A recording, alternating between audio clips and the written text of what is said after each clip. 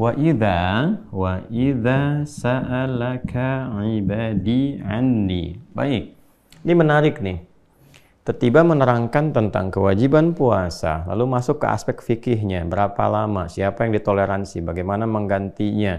Kemudian masuk kepada keutamaan Al-Qur'an, lalu masuk kepada fikih lagi penegasan tentang orang yang safar, tentang orang yang sakit, lalu kemudian masuk kepada bagaimana mensyukuri nikmat hidayah dengan perbanyak takbir, dan kemudian di akhirnya meningkatkan syukur kepada Allah. Tiba sebelum masuk ke ayat 187 yang masuk pada kategori fikih detil lagi, ya kan?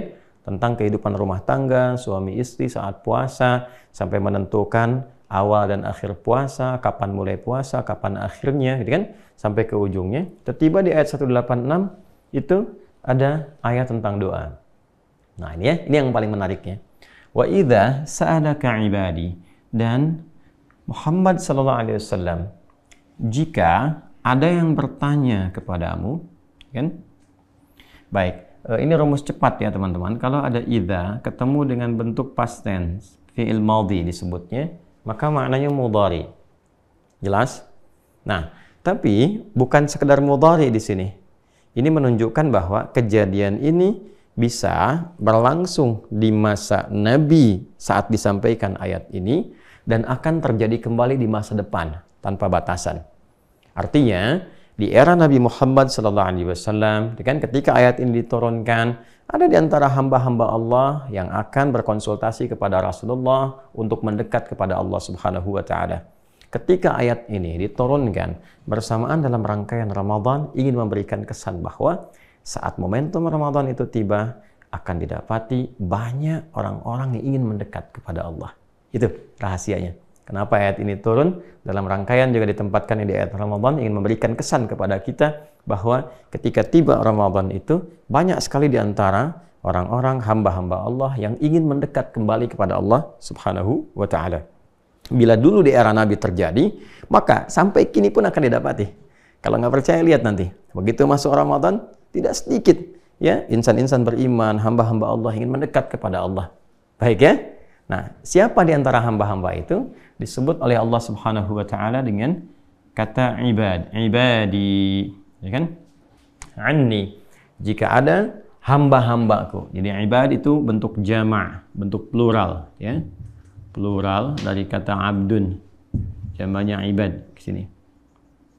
Nah, nanti Muhammad SAW kan akan ada hamba-hambaku yang berkonsultasi kepadamu untuk mendekat kepadaku, ya, bertanya tentang Allah, ingin mendekat kepada Allah, gitu kan? Baik, siapa ini ibad? Ibad itu singkatnya, paling cepat memahaminya karena waktu kita terbatas, ada dua golongan paling cepatnya, ya. Jadi ada hamba yang taat, ada hamba yang berlaku maksiat, ya kan? Dengan kata lain, ada hamba yang soleh dan hamba yang salah, gitu. Ya, hamba yang taat ya disebut ibad juga, kan jamak dari kata abdun kan, ya. Seorang nabi, rasul, bahkan ketika ketaatannya meninggi disebutnya abdun. Rasulullah SAW ketika beliau menunaikan Isra kan dan Mi'raj disebutnya kan abdun. Subhanalladzi asra bi'abdihi. Demikian dengan rasul dan nabi-nabi yang lainnya. Terus kita juga yang bukan nabi, bukan rasul, ketika kita taat kepada Allah dari ujung kepala sampai ujung kaki, direfleksikan dari hasil sholat itu dengan menaati Allah. Kan sholat kita taatkan, ruku, sujud, lalu kita praktekkan dalam kehidupan, kan? Nah, itu dari ujung kepala sampai ujung kaki ketika mendekat kepada Allah yang Rahman, yang Maha Kasih, maka namanya disebut dengan ibad. Di surah Al-Furqan itu yang sangat viral, wa ibadur rahmanil ladzina yamshuna 'alal ardi hauna wa idza khatabahumul jahiluna qalu salama. Hamba-hamba Allah yang sangat penyayang itu, ya, hamba-hamba Allah, Allah yang punya sifat penyayang yang tanpa batas itu mendapatkan percikan kemuliaan yang Allah berikan kepadanya. Di antaranya apa? Ya, orang-orang itu penuh dengan kasih sayang, kalau jalan juga baik, kalau ada orang provokasi dia jawab dengan sesuatu yang bermakna, kan? Dan seterusnya, sehingga memancarkan aura-aura kebaikan. Nah, itulah ibad, teman-teman sekalian. Nah, golongan pertama ini masuk. Jadi, ketika memasuki Ramadan, menariknya nanti, ya, yang soleh pun akan terus meningkatkan kesolehannya. Yang taat terus mendekat kepada Allah Subhanahu wa Ta'ala. Jadi, Banyak sekali para sahabat-sahabat juga berkonsultasi pada Rasulullah kan menjelang Ramadan, memburu apa yang kira-kira disampaikan Nabi, diberikan petunjuk untuk mendekat kepada Allah. Makanya nggak heran, ya, jangankan level-level sahabat, selanjutnya ke tabi'in, tabi'ut tabi'in, setelah itu, Masya Allah, kita dengar bagaimana Imam Abu Hanifah, Imam Malik, Imam Asy-Syafi'i, Imam Ahmad bin Hanbal meningkatkan ketaatan mereka saat Ramadan. Dan tentu diikuti oleh ulama-ulama setelahnya. Ya, karena itu, biasanya para ulama-ulama itu masuk Ramadan mereka rajin ibadah, meningkatkan ketaatan. Sangat sedikit sekali yang mengajar, atau bahkan jarang didapati ulama-ulama dulu itu saat Ramadan mengajar. 11 bulannya untuk mengajar, sebulannya membangun ketaatan kembali kepada Allah. Nah, saya juga mohon izin barangkali akan mulai mengikuti tapak-tapak itu karena memang itu jalurnya gitu. Ya, jadi mohon izin berkenan teman-teman, 11 bulan telah kita berikan untuk mengajar. Jadi izinkan yang sebulan kita mengistighfari diri, mengevaluasi kembali, meningkatkan apa yang kita mampu lakukan untuk mendekati Allah Subhanahu wa taala dan mengikuti tuntunan Rasulullah sallallahu alaihi wasallam. Jadi golongan pertama.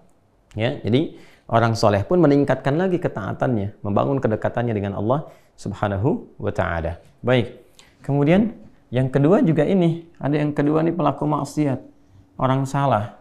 Karena Ramadan itu terbuka untuk semua hamba. Bukan yang taat saja, pelaku maksiat pun dibuka pintu untuk kembali, untuk taubat, untuk mendekat, gitu kan?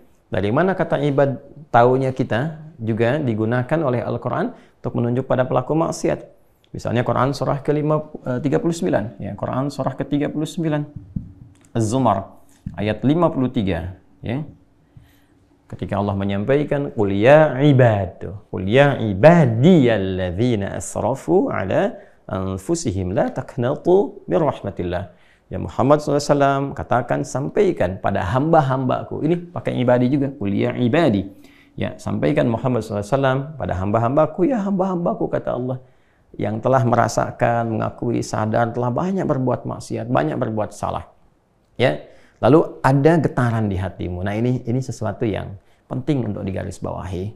Sering saya katakan, seburuk-buruknya manusia melakukan sebuah perilaku yang salah, kasih sayang Allah akan selalu melekat pada dirinya sebelum nyawanya sampai ke kerongkongan. Itu selalu ada getaran gitu. Ya, Anda tanpa sadar kadang-kadang juga, kok bisa Anda harus membuka misalnya channel YouTube dari kami atau mendengarkan tausiah, tiba-tiba kok kesini ngekliknya gitu kan? Tiba-tiba kok lewat di depan masjid, ya? Sementara selama ini perbuatannya kayaknya sudah berlumur dengan dosa, berlumpur dengan maksiat. Kok bisa? Nah, itulah petunjuk kasih sayang Allah. Cepat jemput tuh. Dan banyak sekali orang-orang yang menjadi istimewa di hadapan Allah, ternyata pada mulanya banyak berbuat maksiat dan dia memilih taubat. Dan taubatnya itu yang sangat luar biasa, menggugurkan dosa, merubah penampilannya. Yang setelah itu tiba kemudian tanpa dia sadari mendekat kepada ajalnya. Dan dia wafat dalam keadaan yang sangat indah. Ya? Nah, ini mahal sekali. Ibad, ya, alladzina asrafu, ya, yang telah merasa berbuat banyak kesalahan, ya, banyak dosanya. Qul ya ibadiyalladzina asrafu ala anfusihim, dia memvonis dirinya udah banyak dosanya dan sebagainya. La taqnatu min rahmatillah, jangan putus asa dari rahmat Allah Subhanahu wa taala. Nah, rahmat itu yang saya maksudkan, getaran kepada jiwa kita, terlintas di pikiran, apa ada kesempatan bagi saya menjadi baik. Demi Allah saya katakan, ketika Anda mengambil kesempatan itu dan menata lebih baik, itu Allah akan hapuskan kesalahan dan semua kisah Anda akan dirubah oleh Allah menjadi yang baik-baik. Bahkan yang buruk, yang lampau pun ketika masuk media diceritakan itu jadi inspirasi, di kisah. Jadi lebih baik, bukan cemoohan lagi. Ya, dulu mungkin tampilannya nggak bagus, dicemooh orang begini, walaupun mungkin Anda bisa membuat orang lain tertawa, orang lain bisa senang, dari situ mendapatkan penghasilan dunia, materi, tapi Anda gelisah. Anda nggak tenang. Ya kan? Begitu Anda menata, mengambil hidayah Allah ini, tiba-tiba kemudian ketenangan Anda dapatkan.